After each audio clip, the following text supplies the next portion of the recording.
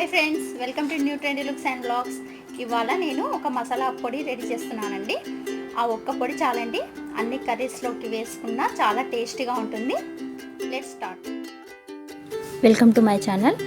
ఇవాళ నేను ఒక మసాలా పొడిని ప్రిపేర్ చేస్తున్నానండి. ఇది ఒక్క పొడి చాలండి, అన్ని కూరల్లో చివర్లో మనం వేసుకున్న కూరలు చాలా టేస్టీగా ఉంటాయి. ముందుగా నేను 1/2 kg ధనియాలు, 1 కప్పు పుట్నాల పప్పు తీసుకున్నాను.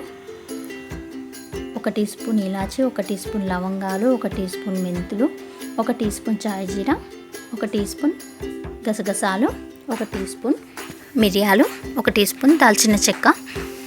ఇప్పుడు వీటిని ఒకదాని తర్వాత ఒకటి ప్యాన్లో వేయించుకుందామండి.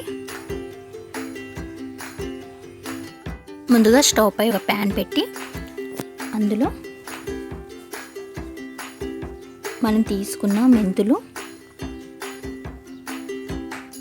ఇలాచి, లవంగాలు, చెక్క, అలాగే చాయ్ జీరా, అందులోనే గసగసాలు, మిరియాలు, మనం తీసుకున్న 1 కప్పు పుట్నాల పప్పు కూడా వేసి వీటిని ఈ విధంగా వేయించుకోవాలి. స్టవ్ని లో ఫ్లేమ్లో ఉంచండి, లేదంటే గసగసాలు, చాయ్ జీరా ఇవి మాడిపోతాయి. చూడండి, ఇవి చక్కగా వేగిపోయాయి కదా. ఇప్పుడు వీటిని ఒక బౌల్లోకి తీసుకుందాం. ఇప్పుడు అదే ప్యాన్లో మనం తీసుకున్న 1/2 kg ధనియాలను కూడా ఇందులోనే వేయించుకోవాలి.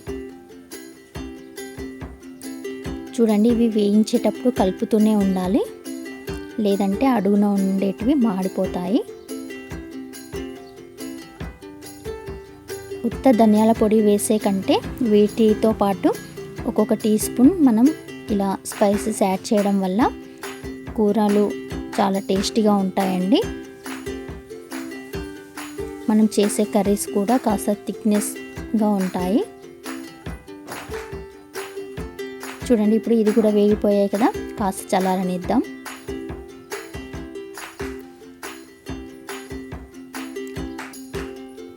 ఇవి కాస్త చల్లారాక ముందుగా మనం వేయించుకున్న పుట్నాల పప్పు మిశ్రమాన్ని మిక్సీ పట్టుకుందాం.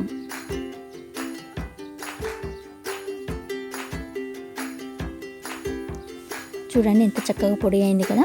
దీని ఒక బౌల్లో వేసి పక్కన పెట్టుకుందాం. ఇప్పుడు ఓన్లీ ధనియాలు మాత్రమే మిక్సీ పట్టుకుందాం. ఇలా మిక్సీ పట్టుకున్న ధనియాల పొడిని ఒక స్ట్రైనర్లో వేసి జల్లించుకోవాలి. ఇలా జల్లించడం ద్వారా మనకు ధనియాల పొడి అనేది పొడి పొడిగా సాఫ్ట్గా వస్తుంది.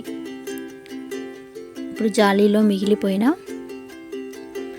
బరకగా ఉండే ధనియాల పొడిని మళ్ళీ మిక్సీ బౌల్లో వేసి మనం వేయించి పెట్టుకున్న మరికొన్ని ధనియాలను కూడా వేసి ఈ విధంగా మిక్సీ పట్టుకోవాలి. ఇప్పుడు వాటిని కూడా జల్లించుకోవాలి. ఇలా లాస్ట్ వరకు జల్లించుకొని లాస్ట్కి మిగులుతుంది కదండి, దాన్ని కూడా బాగా మిక్సీ పట్టాక మనం జల్లించుకున్న ధనియాల పొడిలో దీన్ని వేసి కలిపేసుకోవాలి. ఇలా మనం ఇంట్లోనే చేసుకుంటే బయట తెచ్చుకునే ధనియాల పొడి కంటే ఇది చాలా టేస్టీగా ఉంటుంది. మన క్వాంటిటీ కూడా ఎక్కువగా వస్తుంది. పండుగలకు ముందు ఈ విధంగా మనం ఇంట్లోనే ప్రిపేర్ చేసుకుంటే చాలా బాగుంటుందండి. అలాగే మనం ముందుగా మిక్సీ పట్టుకున్న పుట్నాల పప్పు మరియు హోల్ గరం మసాలాని మిక్సీ పట్టుకున్నాం కదండి, ఆ దాన్ని కూడా ఈ ధనియాల పొడిలో వేసి బాగా కలుపుకోవాలి. వీలైతే ఈ పొడిని మొత్తాన్ని కూడా ఈవెన్గా కలిసే విధంగా మళ్ళొకసారి జల్లించుకున్నా కూడా సరిపోతుంది. లేదంటే ఈ విధంగా కలుపుకున్నా కూడా సరిపోతుంది. ఇప్పుడు దీన్ని ఒక ఎయిర్ టైట్ కంటైనర్లో వేసి స్టోర్ చేసుకుంటే మనకి 2-3 months వస్తుందండి.